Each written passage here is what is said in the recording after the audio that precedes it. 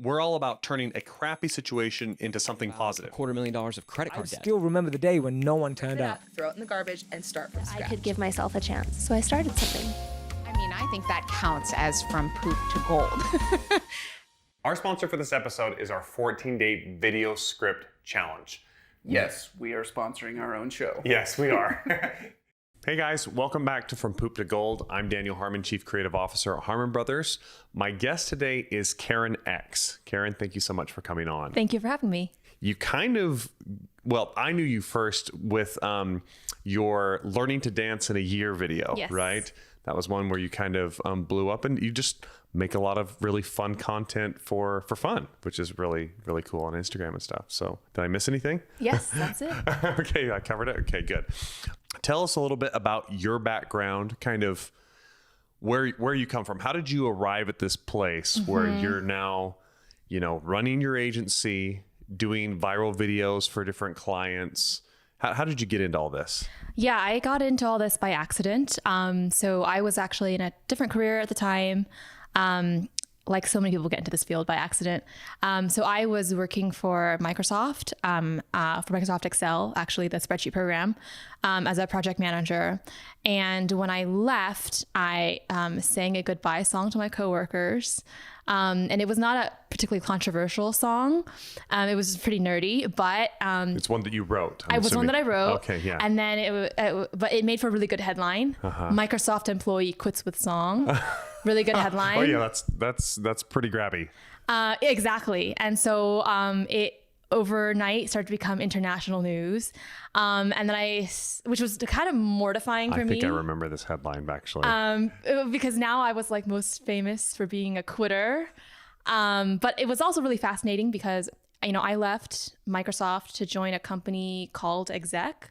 Okay. And so the name of the startup that I joined was Exec. But then soon the headlines were starting to say, Exec sings goodbye to Microsoft. So they were implying that I was a Microsoft exec. Oh yeah. So I was like, oh my God. It's so twisted. Exactly. So this is like back in 2012. This is my first exposure to fake news. Not that I was going to correct them.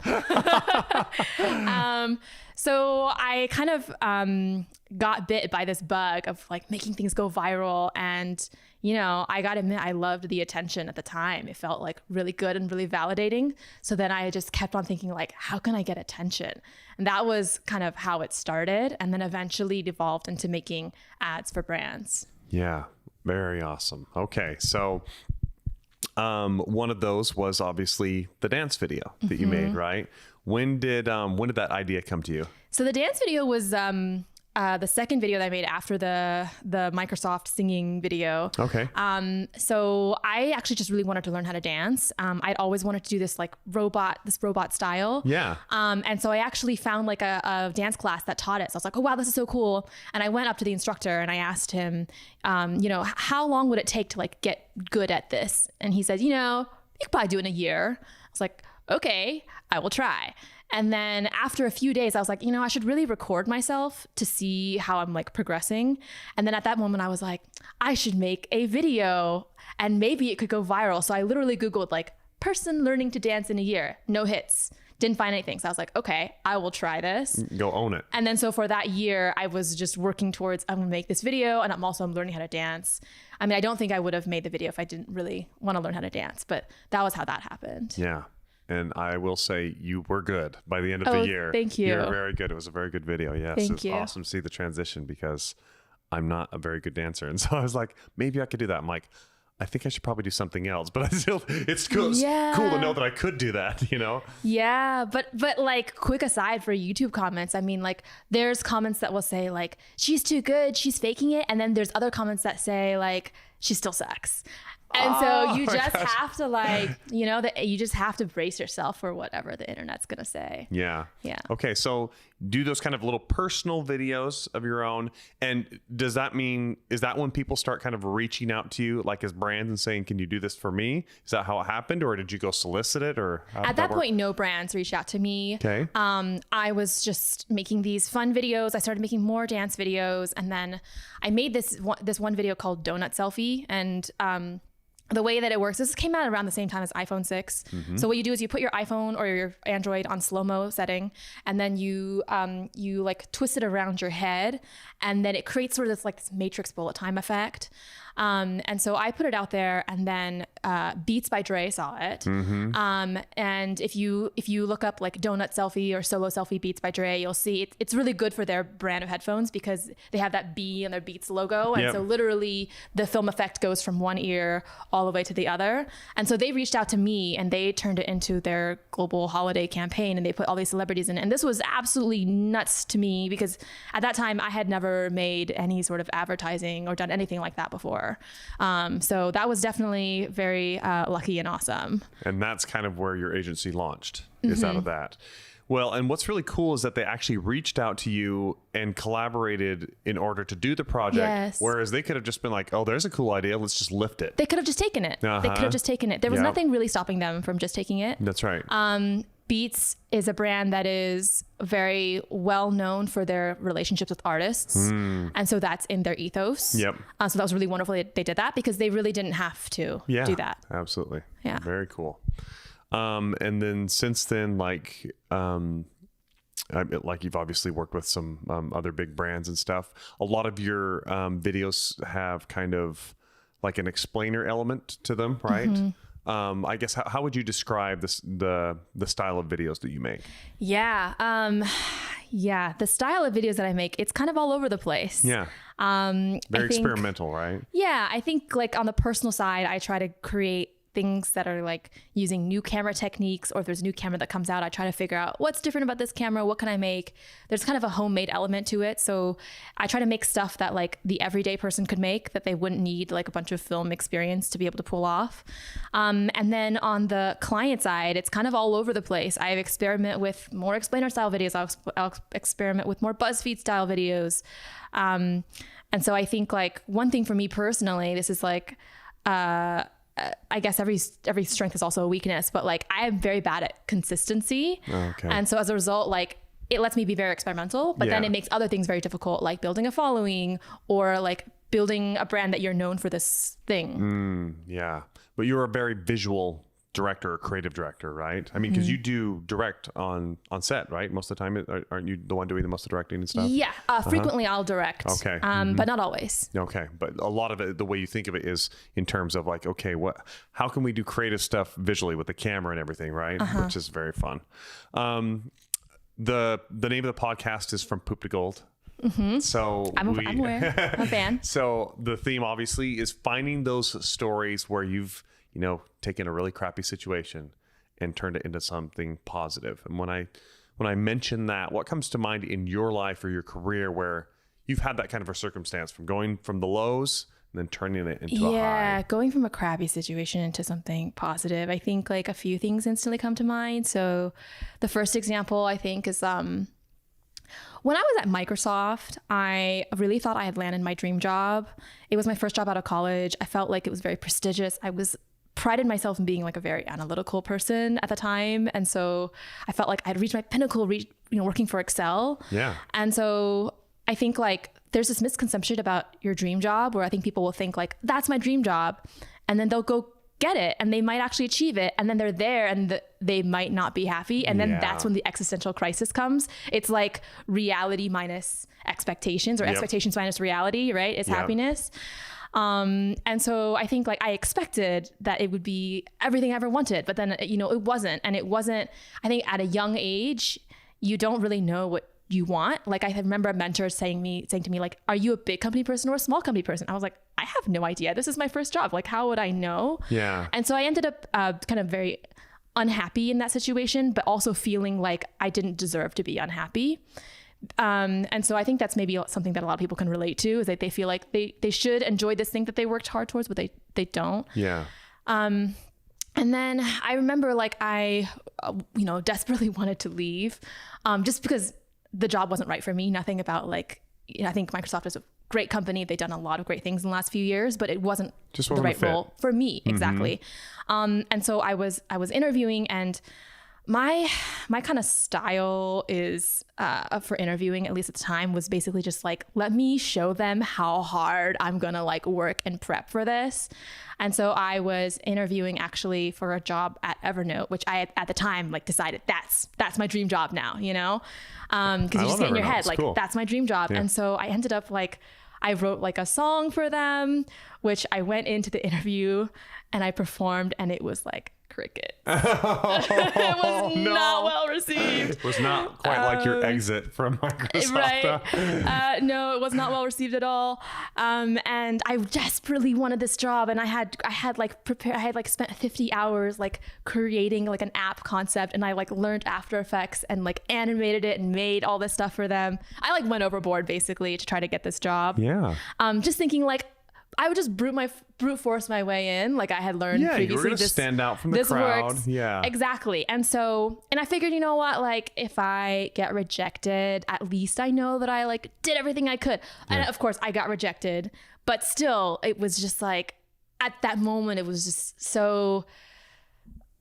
I think everyone's had an experience where they're like they you know, they have in their head this is their dream job, and then they get rejected from that and they need to recover from that. But I think like in retrospect, I think the Evernote team actually could see something that I couldn't, which was that actually I was not a fit for that team. Mm-hmm. And there was just no way that I could see that, because I'm just thinking like, you know, single track mind, that's my goal. I'm going to go get that thing.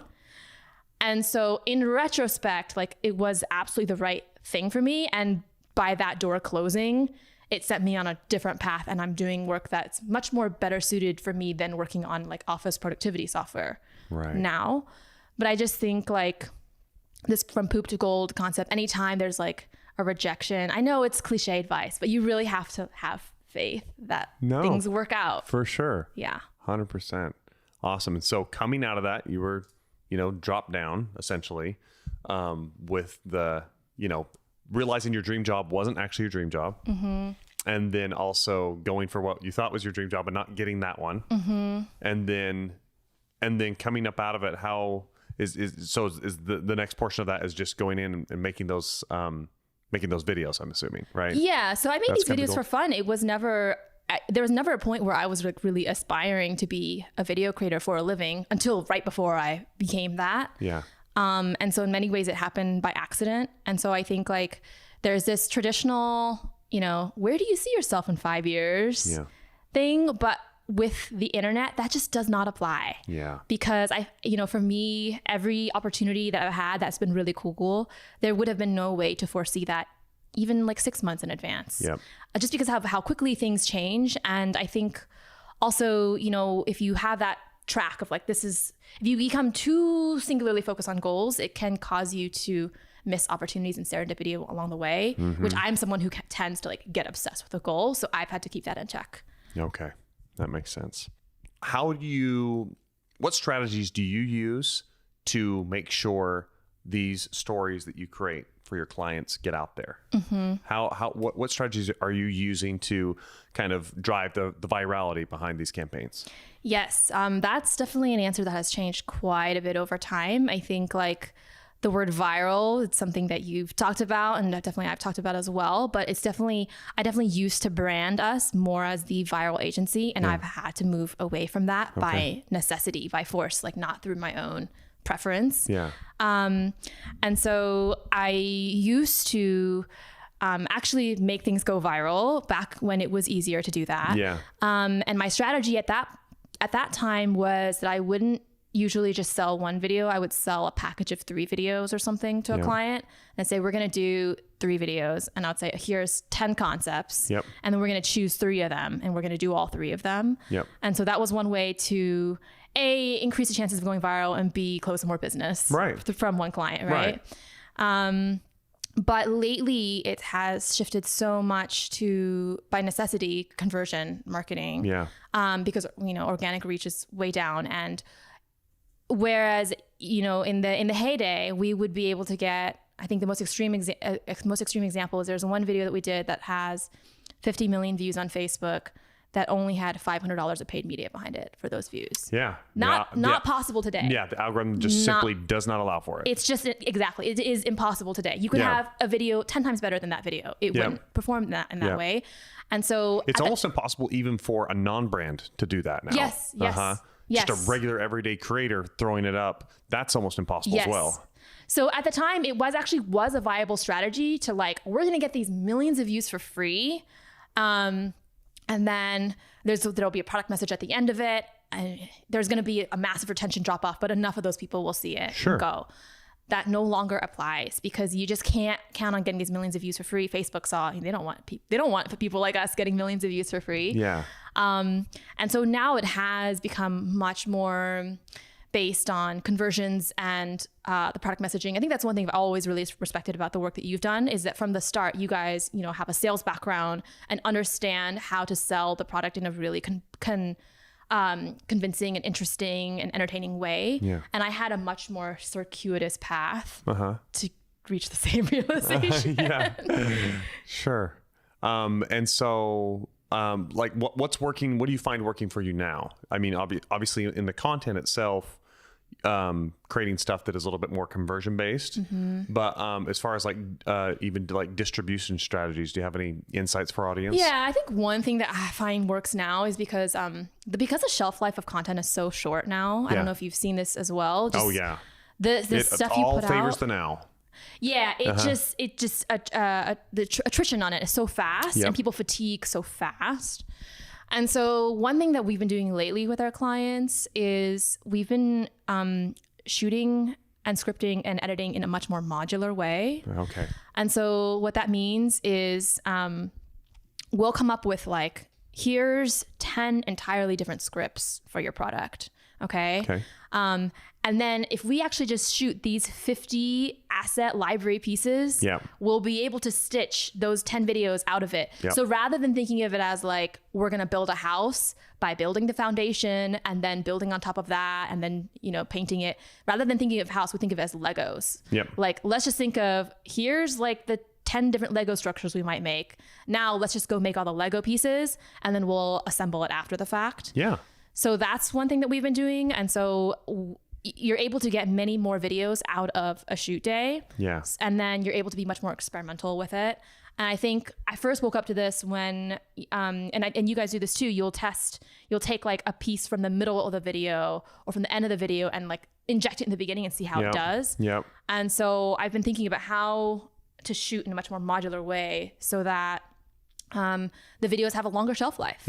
That's awesome. Yeah, I think that's really smart. Essentially, we've been treating our content that way modularly for some time now, but it's interesting to think of it in terms of like, we're going to like shoot it that way from the get-go. We always have that in mind of like, a lot of our editing is very much, a lot of our shooting is very non-linear, right? That we know, like we know that if you do a walk and talk, with a pitch, then you're kind of stuck with that segment of having to follow that person and you can't just cut whenever you want to. And so we did a few of those videos early on and realized, that doesn't leave us much liberty in editing. If the performance isn't perfect here, or if the messaging isn't perfect, we can't cut around that in the same way.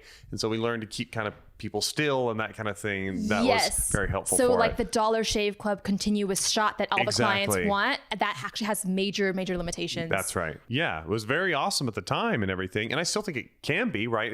It's almost inspired by like Old Spice and that type of thing, right? Kind of that continuous flow of motion. But it is limiting when it comes to assembling content that's fresh and stuff in the moment that you need it. And the other thing we've been also experimenting with is removing the talking head altogether. And so talking head, while great, it creates a connection with the audience. People love looking at faces and they love buying from faces. It's hard to make that modular, as I'm sure you guys know. I mean, you're masters at still, cutting and editing in ways that you didn't initially script for. Right. But one thing that we also do is we just remove the human entirely and we just have footage and we have giant blocks of text describing it. And you see it all over Facebook. It works though. Yeah, it does work really well. Yeah. Where do you want our audience to look for you if they want to? You can go to Instagram, Karen X Cheng. That's CHENG. Yep. Awesome. Yes. Thank you so much, Karen. Thank you so much. And thank you guys for watching, for listening. And remember to like, comment, subscribe, and share. And we'll see you on the next one. As entrepreneurs and small businesses, we all kind of reach that point where we know we've created something awesome and we want to share it with the world, right? And it's that very next step that can oftentimes be really intimidating or really scary, or you just don't know where to go next, right? And the beautiful thing about this 14-day script challenge is you get your hand held from, okay, you have this cool product, now let's go research and find the exact way to present it and message it to the world in a way that resonates and gets people excited and they're ready to swipe their credit card and purchase. And in the 14-day script challenge, you get the opportunity to go through that step by step with our writers who have done it dozens and dozens of times. You actually watch us go through each of the steps ourselves and create it with a real client, a real product, and it's a real campaign that's out there that's been very successful. That's right. And the feedback that we've had on this thing has just been phenomenal. I mean, we get comment after comment and emails flowing in from people all over the world who have just raved about the impact that this has had on their business. People tell us over and over again, it is just a huge value punch for the investment for this 14-day script challenge, and really gave them the tool set they needed to walk through it and make it happen. And we've had dozens of students who have successfully taken the challenge, written their script, launched their ad campaigns, and driven success for their business. It's pretty amazing. For more information, go to hpros.co/script.